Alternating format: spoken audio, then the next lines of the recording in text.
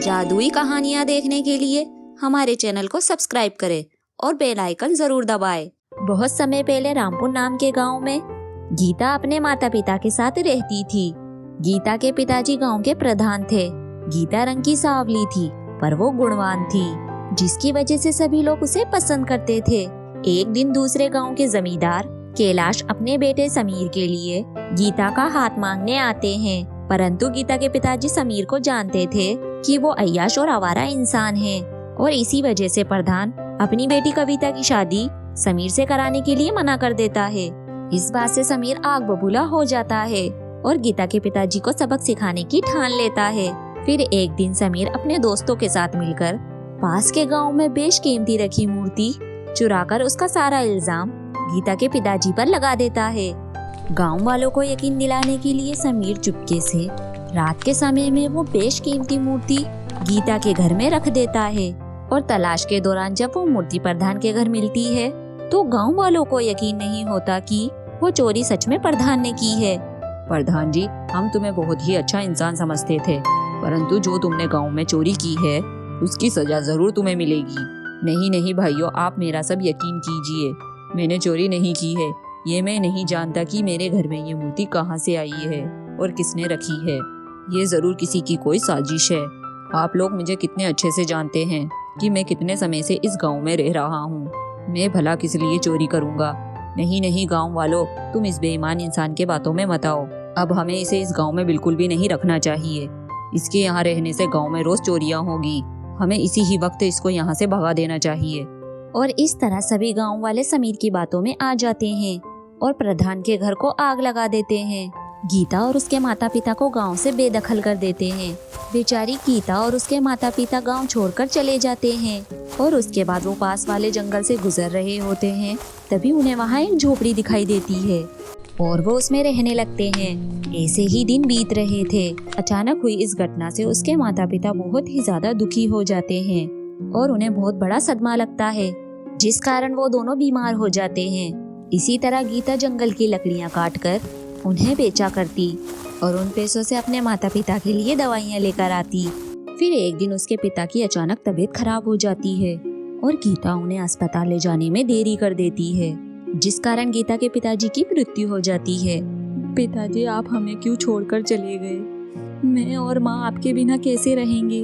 और उसके बाद गीता और उसकी माँ अगले ही दिन प्रधान शिवम का अंतिम संस्कार कर देती है। ऐसे ही कुछ दिन बीत गए। फिर एक दिन गीता जंगल में लकड़ियाँ काटने के लिए जाती है।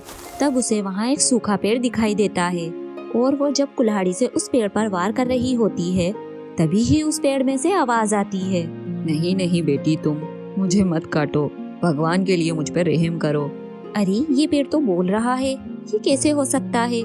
बेटी, मैं एक जादुई पेड़ हूँ, मैं बाकी पेड़ों से अलग हूँ। बेटा, तुम मुझे मत काटो, मुझे छोड़ दो। इसके बदले मैं तुम्हारी जीविका चलाने के लिए एक चीज दूंगा।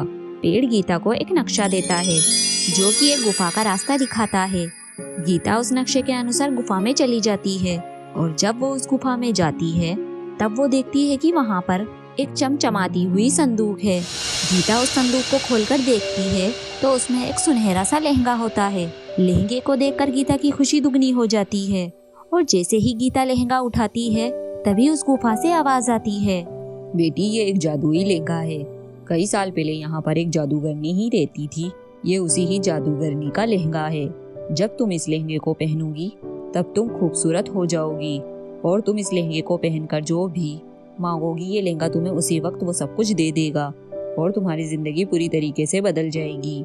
इस तरह गीता खुश हो जाती है और लहंगा पहन लेती है, और वो बहुत ही खूबसूरत हो जाती है।